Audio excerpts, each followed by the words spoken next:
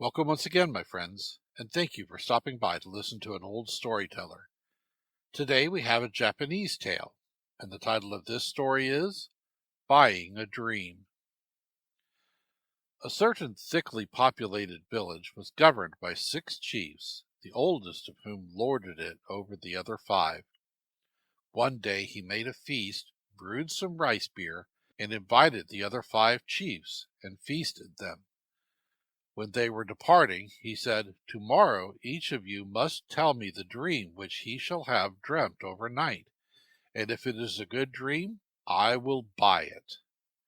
So next day 4 of the chiefs came and told their dreams, but they were all bad dreams, not worth buying.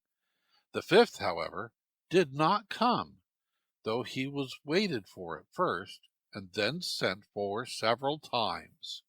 At last, when brought by force, he would not open his lips. So the senior chief flew into a rage, and caused a hole to be dug in front of the door of his own house, and had the man buried in it up to his chin, and left there all that day and night. Now the truth was that the senior chief was a bad man, that the junior chief was a good man, and that this junior chief had forgotten his dream, but did not dare to say so.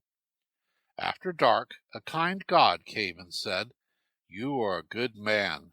I am sorry for you, and will take you out of the hole." This he did, and at that very moment the chief remembered how he had dreamt of having been led up the bank of a stream through the woods to the house of a goddess who smiled beautifully, and whose room was carpeted with skins. How she had comforted him, fed him plenteously, and sent him home in gorgeous array, and with instructions for deceiving and killing his enemy, the senior chief. "I suppose you remember it all now," said the god.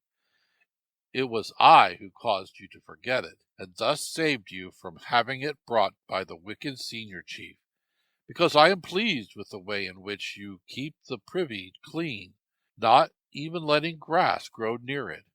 And now I will show you the reality of that which before you saw only the dream image."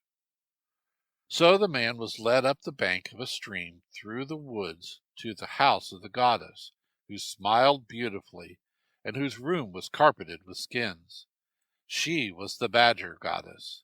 She comforted him, fed him plenteously, and said, "You must deceive the senior chief, saying that the god of doorposts, pleased at your being buried near him, took you out and gave you these beautiful clothes.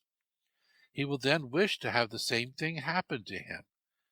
So the man went back to the village, and appeared in all his splendid raiment before the senior chief, who had fancied him to be still in the hole, a punishment which would be successful if it made him confess his dream, and also if it killed him.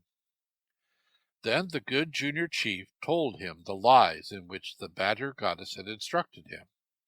Thereupon the senior chief caused himself to be buried in like fashion up to the neck, but soon died of the effects. Afterwards the badger goddess came down to the village and married the good man, who became the senior of all the chiefs. Thank you once again for listening to this story. If you enjoyed this story, please press that like button. Also, please help an old storyteller out by subscribing to my channel. The next story will be posted in a few days, so until then, may your story continue to be a good one.